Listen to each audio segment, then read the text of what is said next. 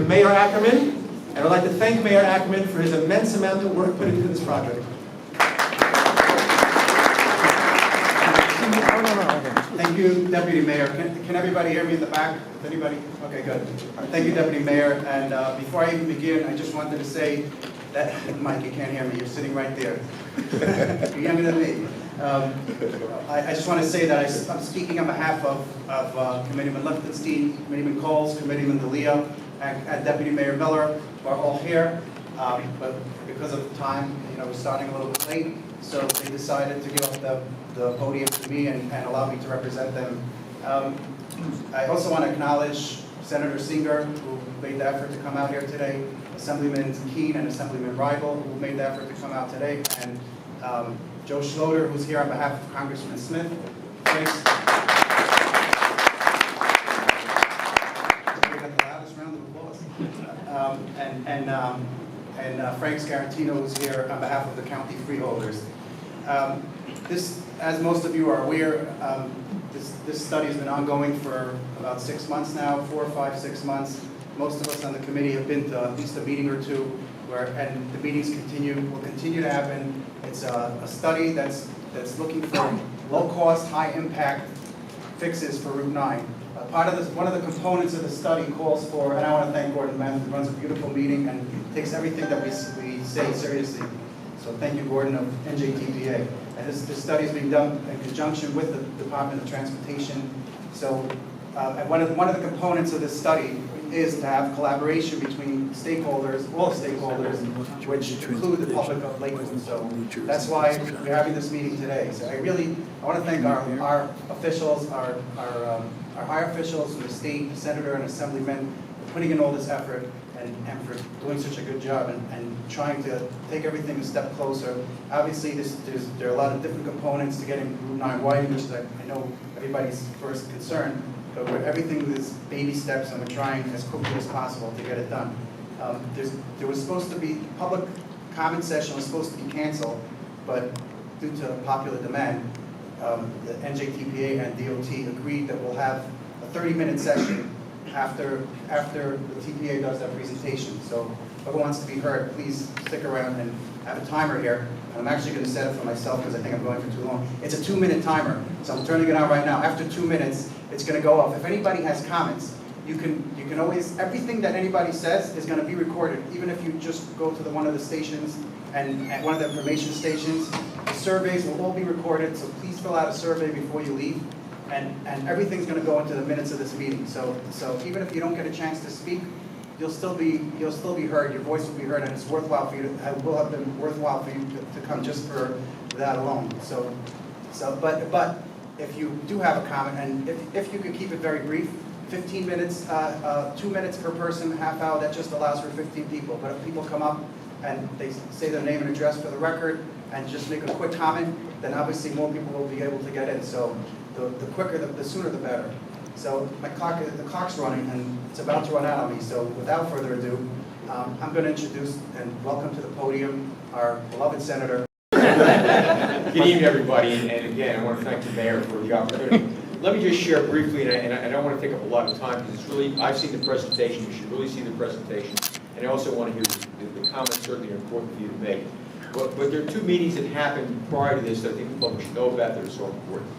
A meeting that Mayor Ackerman and Mayor Lichtenstein and I had. They couldn't have the rest of the committee there because of the quorum situation. We had Sean Keene, our Assemblyman, and Dave Rival's meeting. We met with the Commissioner of Transportation. We talked about the key factors of number 1, the short-term fixes that we were going to talk about to help alleviate some of the problem. But we also talked about the long-term solution. And that's what we're talking about. The long-term solution is the utilization of Route 9, especially in Lakewood for us here. We talked about the key factors in that, and the mayor and Mayor Lichtenstein made it very clear that between 65 and 70% of the landowners in southern Lakewood would be more than willing to give the department the right of way. And that's an important aspect because that saves millions and millions of dollars to the state. And the commissioner said in front of all of us, very clearly, very simply, if that happens, that's a game changer. And we will hold him to that game changer. And I want to thank him and Mayor Lichtenstein for working on that, to get the list together, to get the landowners willing to do so we can make it a game changer. one that happened a few weeks ago when Senate President Sweeney came and met with the entire freeholder delegation and the entire legislative delegation. You're talking about all the districts, all 4 legislative districts. And he asked us, what is the #1 transportation issue for both the freeholders and for the delegation? Remember, it's not just Lakewood. It goes all through Ocean County. It was Jimmy Hostaffel's district and his assembly people. It was Chris Connor's assembly people, it was Sam Thompson's assembly people, and certainly Dave and Sean and myself. And they said the #1 issue in Ocean County is the dualization of Route 9 throughout the county, starting in Lakewood. And, Senate President Sweeney heard it loud and clear. If they're talking about the Transportation Trust Fund, do not talk to Ocean County delegation unless you're talking about Route 9. If you're talking about transportation estate and what we have to do to fund it, if you're not talking about Route 9, do not talk to this delegation. This is our #1 issue in Ocean County. It's the #1 issue of the delegation and the #1 issue of the freeholders. I don't know of any other issue that has brought everyone together saying, we need this for Ocean County. We only have 2 north-south corridors. We have the Garden State Parkway, and it's taken us how many years to finally see that start to come to fruition. And by the way, that came to fruition because Joe Buckaloo from Lakewood, from Ocean County, was a commissioner and insisted they start doing that. And now you've seen the fruit of that work both in Lakewood and going through Brick and into Tom's River going south. We need that same emphasis on Route 9. So again, you have our commitment, and you have the commitment of all the legislative districts and the freeholder. This is the #1 issue starting in Lakewood. By the way, it has to start here, heading south, and make sense to everybody. So with that, I'd just like to bring up the 2 best assemblymen in the state of New Jersey. They do a fabulous job. Conference chairman for the Assembly, Dave Reibel, and my famous running mate, Sean King.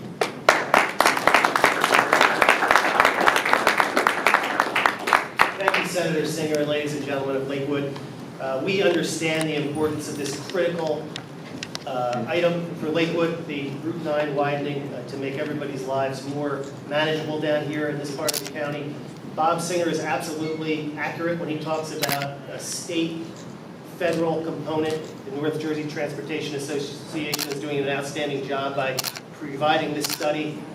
We're aware of it. We're aware of what the issues are. We're aware of the great job that Mayor Ackerman, Mike DeLeo, and the other members of the governing body that are here, Mayor Lichtenstein and Minash, and what they're doing to put the pieces together in Lakewood by doing a survey and getting the property owners to commit to putting that together is a big part of it. You heard that Commissioner Fox is well aware of those efforts. Folks, when we talk about a state and federal cooperation, you're talking about New Jersey with a gasoline tax, which is one of the lowest in the country. Every penny of the gasoline tax represents $50 million for places like Lakewood. So when you're talking about a bipartisan state approach to the Transportation Trust Fund, just remember that you're talking about pennies, and then that translates to millions and millions of dollars. Bob Singer is correct when we're talking about any cooperation with this legislative delegation in Ocean County. The main priority is here in Lakewood, so you can be rest assured of that we're watching, we're involved, and that this will remain to be our #1 priority with regard to transportation. Thank you.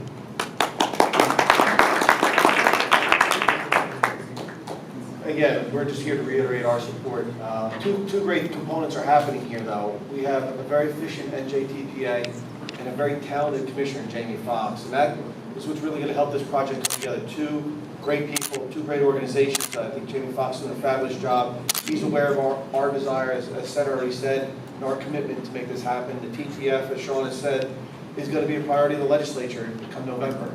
And I stand with the Senator and the Assembly. Assemblyman Shakeen, if Route 9 is not on the project, this delegation is not talking. So they need us to talk because they need our votes. They need our support. And we're not doing it without Route 9 because that is our commitment to get this done for you. So once again, I'm looking forward to seeing your responses and the suggestions. And again, I want to thank the NJTPA for your hard work and your commitment to Lakewood and to Ocean County. So thank you very much.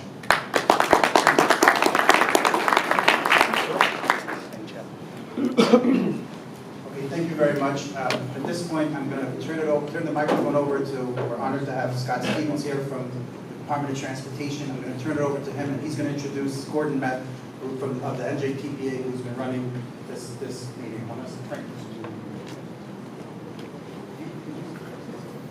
I'm actually going to call Frank Scarantino to speak on behalf of the county freeholders. Good evening. It's a really exciting crowd here. I'm optimistic that we're going to get a lot of good input into this project.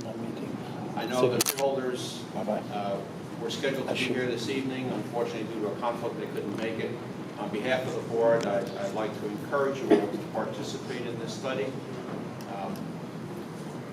There's a lot of sentiment about we've studied Route 9 enough, and I just want to point out to you that this is a necessary first step in a process that should ultimately deliver near and short-term and long-term improvements to the corridor. So I encourage you to participate, go through the reader boards, take your choices, because the choices you make this evening will ultimately shape the future vision of an improved and hopefully dualized Route 9. Thank you.